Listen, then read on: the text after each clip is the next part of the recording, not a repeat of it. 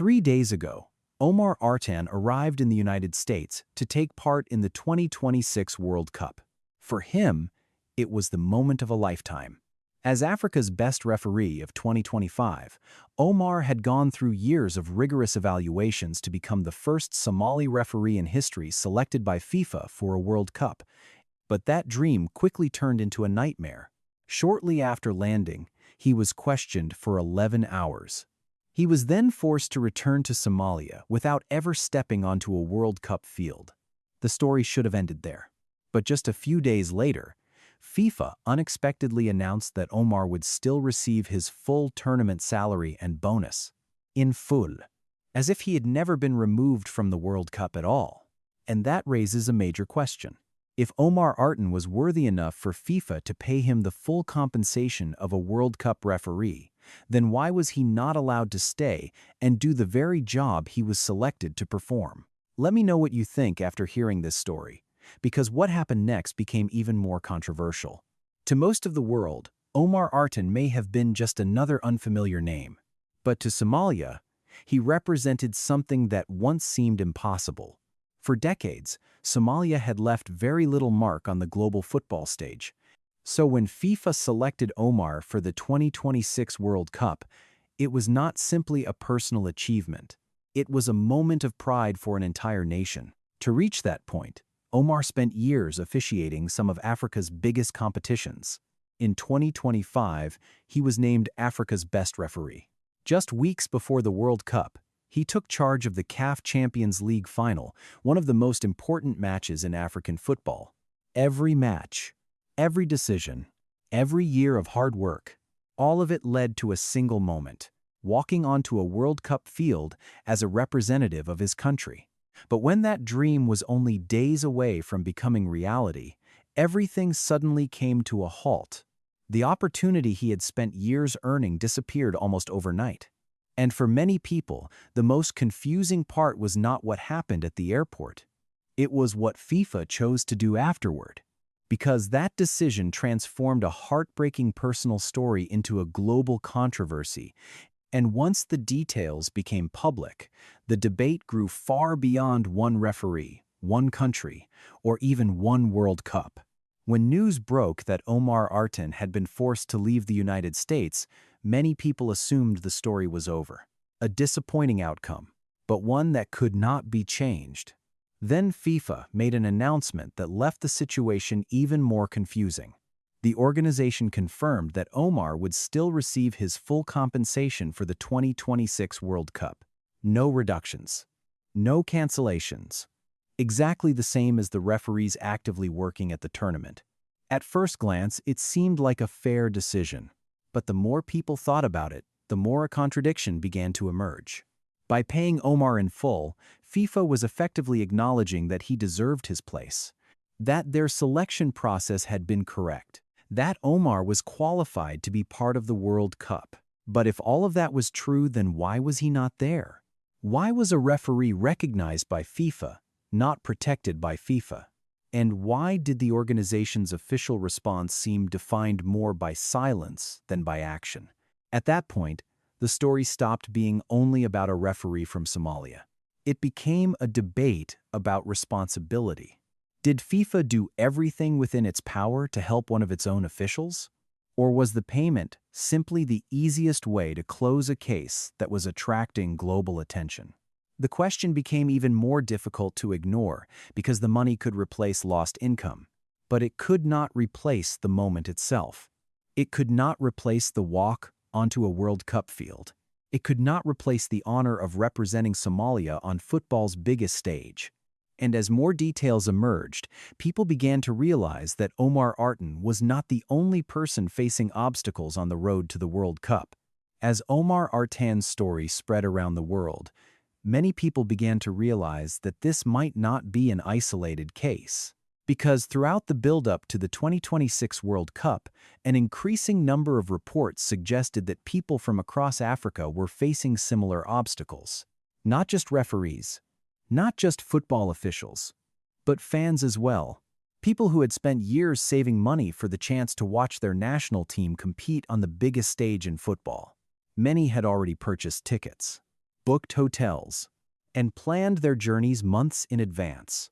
Yet as the opening match drew closer, not everyone was able to make that trip.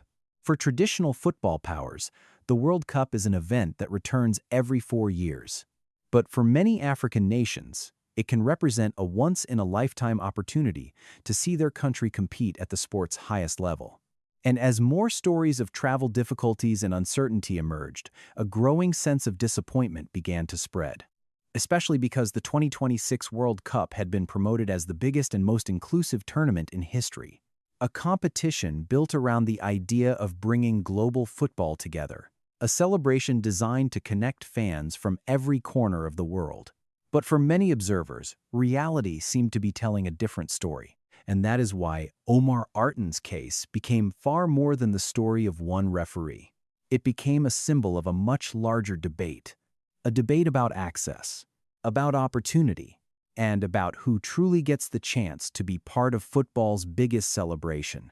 Because if the world's most global sport cannot be experienced equally by the people it claims to unite, then the questions surrounding Omar's case become impossible to ignore. At first, many people viewed Omar Artan's situation as an isolated incident, an unfortunate case, a disappointing outcome for one individual.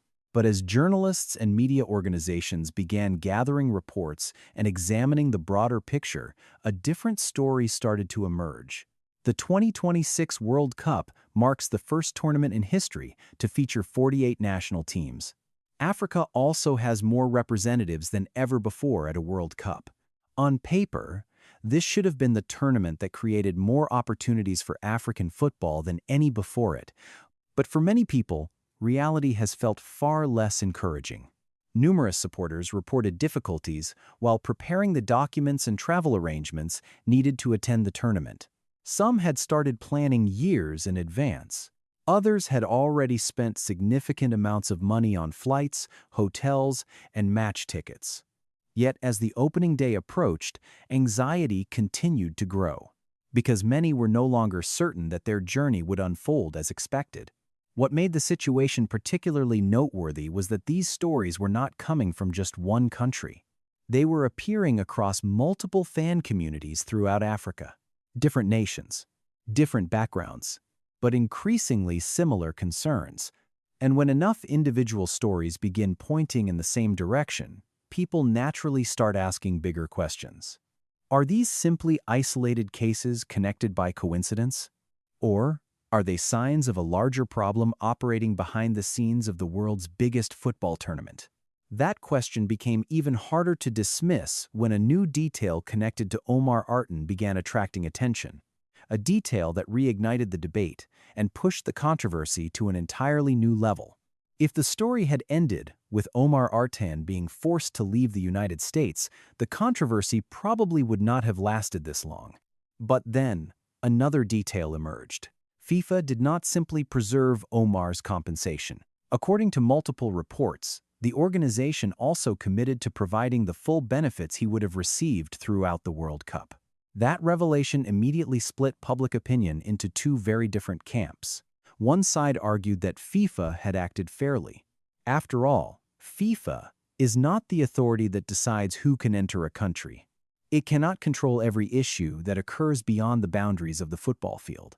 From that perspective, ensuring that Omar did not lose his income was seen as the most reasonable action available.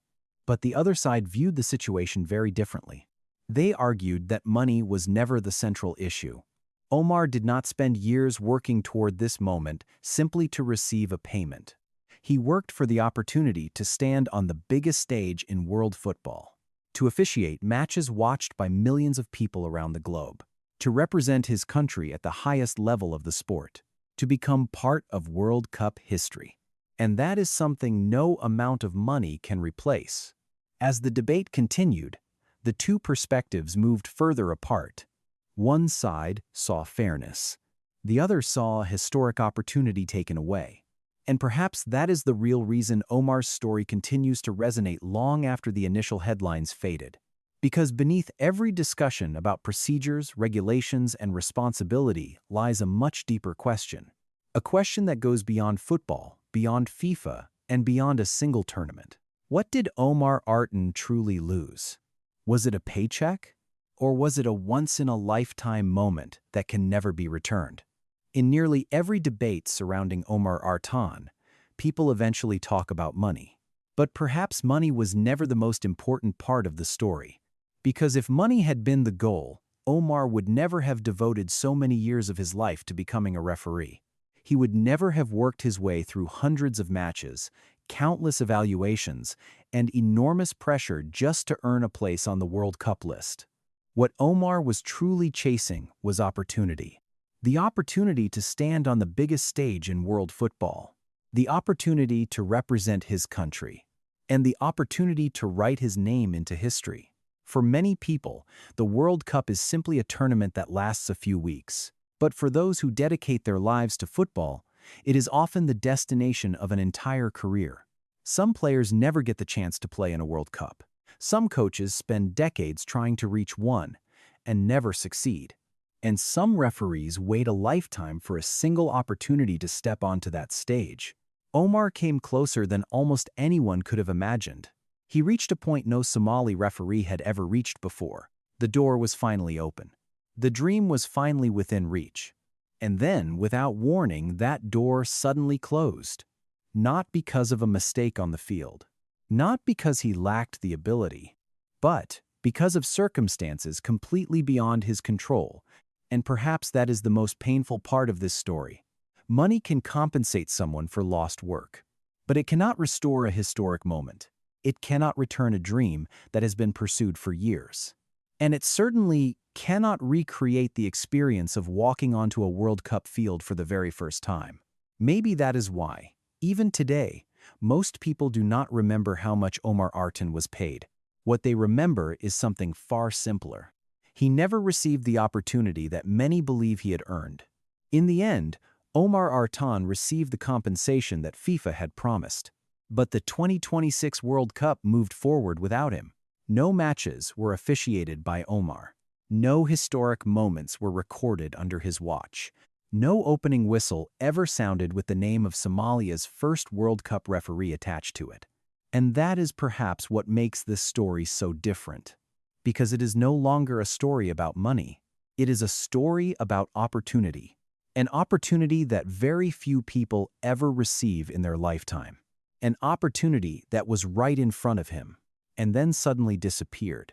To this day, FIFA maintains that paying Omar in full was the fair thing to do, and perhaps they are not wrong. But for many people, fairness is not measured only by how much money someone receives. It is also measured by whether a person is given the opportunity they have earned. That is why Omar Artan's story continues to be discussed, even as the World Cup unfolds before millions of viewers around the world. Because behind all the headlines and debates, one question still remains unanswered. If Omar Artan was qualified enough to be selected by FIFA, if he was worthy enough to receive his full World Cup compensation, then, was he worthy enough to stand on a World Cup field? That question continues to divide opinions. Some believe FIFA did everything within its power. Others believe more could have been done. And that is where the debate remains today.